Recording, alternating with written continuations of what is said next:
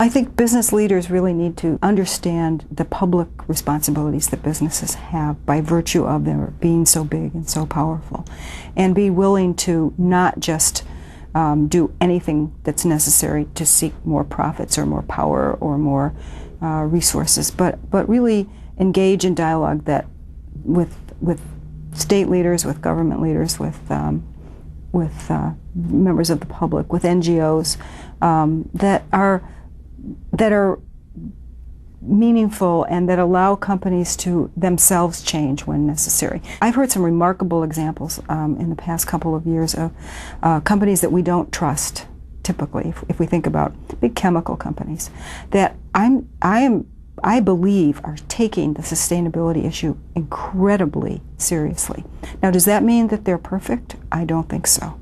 Amazing things that are going on inside these companies around the whole sustainability agenda.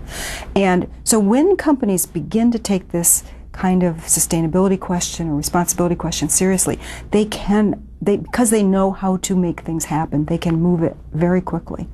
I think their reputations don't necessarily catch up with them that quickly. And so there need to be forums where they can come together with members of the public. They can't tell their own stories, but they need to allow people in to see what's going on, because people aren't going to believe them if they tell their own stories. But if they open themselves up in ways that they haven't, I think that they can begin to rebuild trust. And I also think at some point we may need to think about the size of some of these companies, because locality matters.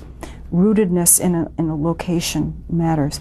And there's a lot more trust to a business that you know you're going to walk out in the morning and see the person who runs that company. You're going to see them tomorrow, and you're going to see them in your kid's school. You're going to trust that person a lot more because you know they're rooted in your community.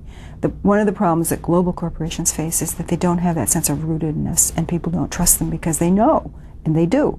They're going to uproot themselves and go to the next cheapest place or do whatever's necessary to make profit. And so those kinds of practices create some of the problems that companies are facing, and they're not inherently not sustainable in an ecological sense.